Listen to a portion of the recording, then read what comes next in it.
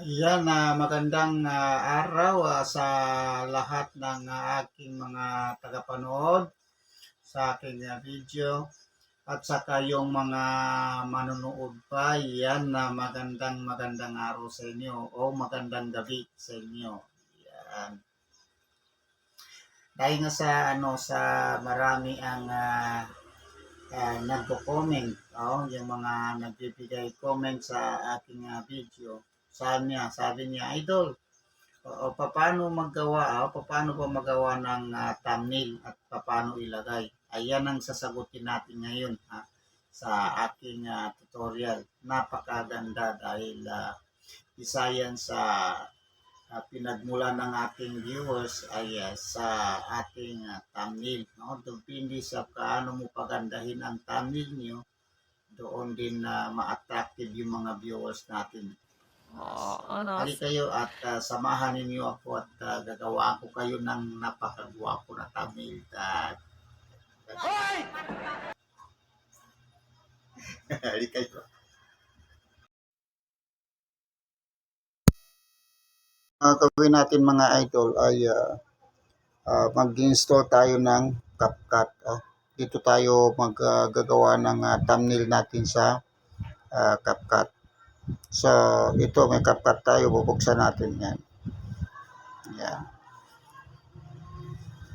So, pagkatapos natin bubuksan yan mga idol, dito tayo sa new project.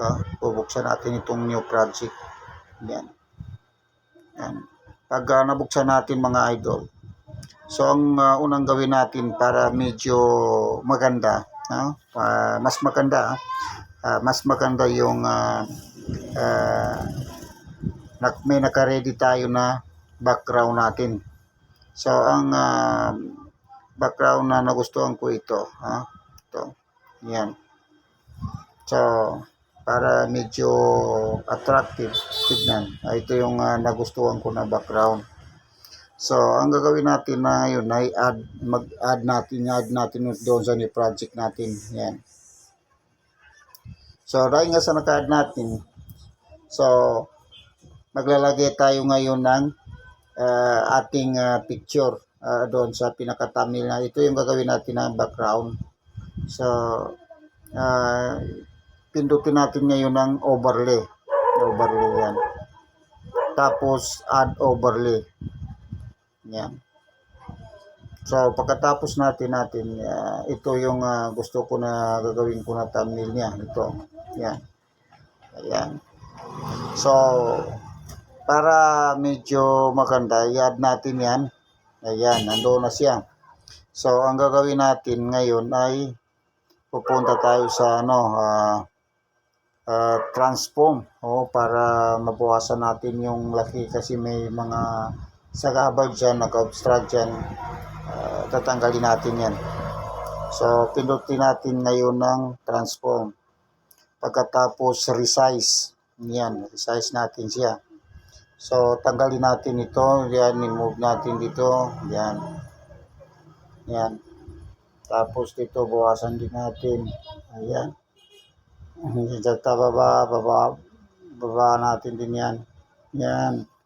So i-check na natin dito, check. Yan.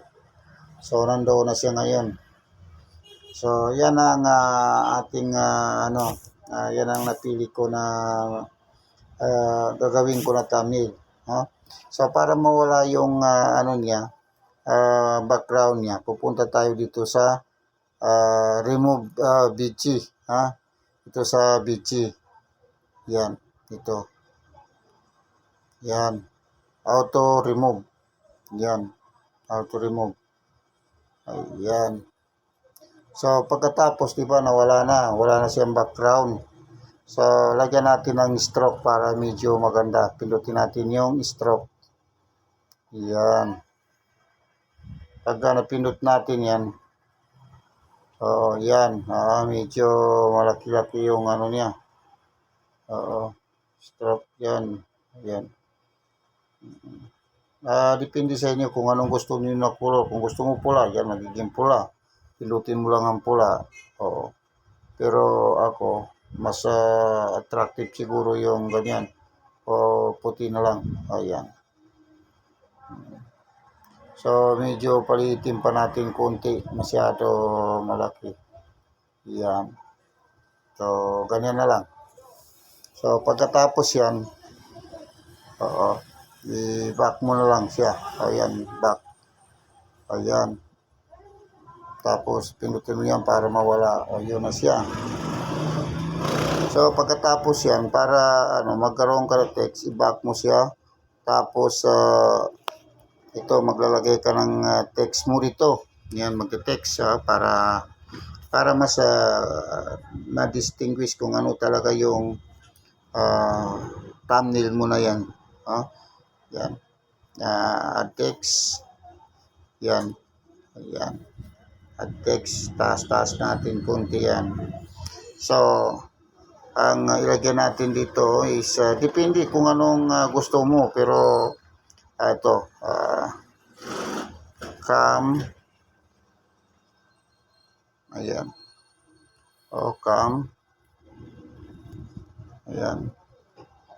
Come and join to me. Ayan, come and join to me. Ayan. Ayan. Come and join to me. Ayan.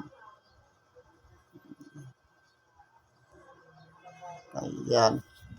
So, pagdating dyan, mamimili ka nga lang kung gusto mo na magkaroon ng style, pindutin mo lang yung style o style ng text mo. Kung gusto mo ganyan, ganito yan, gusto mo ganyan, pindutin mo lang. O gano'n, di kaya ganyan. Oo. Ganyan, i-check mo lang, Yan.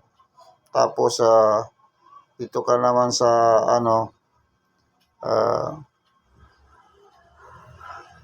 yan, pwede mga ganyan, come and join to me. O kung, yan, lalagyan mo pa siya ng, dito, yan. Yan.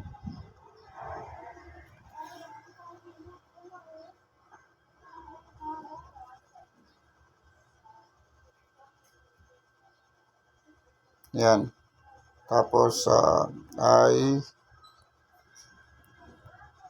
will listen. Listen, Ayan.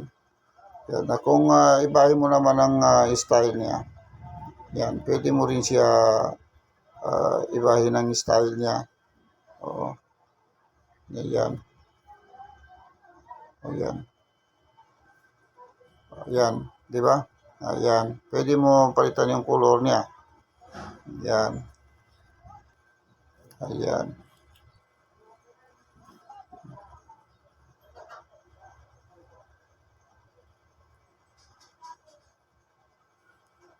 Ayan. Ganyan lang, kadali. Pagandahin mo lang, pagandahin mo lang yan. Kung gusto mo naman palakihin, palakihin mo lang ganyan. Depende kung yan. So, ganun lang kadali pag magpagawa ng thumbnail. Basta sundan mo lang, hindi ka na mawala. Tapos, i-crop mo lang siya. Pindutin mo lang, sabay-sabayin mo na i-capture mo lang siya. Ganyan. Pagkatapos mo i-capture, ganyan. Yan. Ayun. Pagka na-capture mo na yan, automatic back ka na kasi naka-capture mo na. Punta ka na doon sa gallery mo. Dito sa gallery. Yan. Dito sa gallery. Ayan.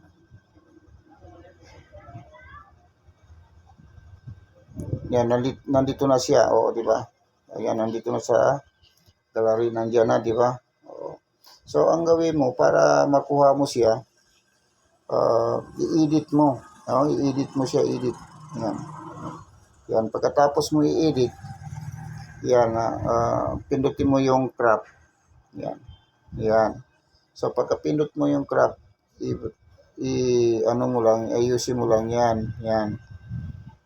Yan, tapos dito sa taas na naman, yan, scroll down mo lang. Yan. So, pagkatapos yan, oo, i-save mo, i-save mo na naman siya. Yan. Yan. Pagkatapos mo ma-save, yan, automatic na niya nandoon na sa ano natin, nasa gallery na. Yan na, nandito na siya sa gallery. Yan, nandito na siya. Yan, ibig sabihin yan, ready na siya, ready na siya lagay na thumbnail. So, ngayon na naman, ang isunod na naman natin paano ba ilagay siya na thumbnail? Idol, mga idol, tapos na natin gumawa ng gumawa ng thumbnail natin. Ang ipasunod ko naman sa inyo kung paano ilagay paano i-upload doon sa thumbnail, paano naman ilagay siya sa thumbnail. So, isusunod ko naman sa inyo ngayon kung paano ba ito, di ba? Paano naman siya, paano naman natin ilagay sa thumbnail. So, ang unang gawin natin mga idol ay pupunta tayo sa, buksan muna natin ito. Pupunta tayo sa ating channel. So, una, punta tayo sa YouTube yan. Sa YouTube. Simple lang. Punta tayo sa YouTube. So, buksan natin yung ating channel. Ayan. Daming notification na. Ayan. Punta tayo sa ating channel. Pinutin natin yung profile pic natin. Tapos doon tayo sa manage video. Dito tayo sa manage video. Pupunta. Ayan. So, ang gagawin natin ngayon, dito tayo magbalik sa thumbnail natin sa live. Dito sa live natin.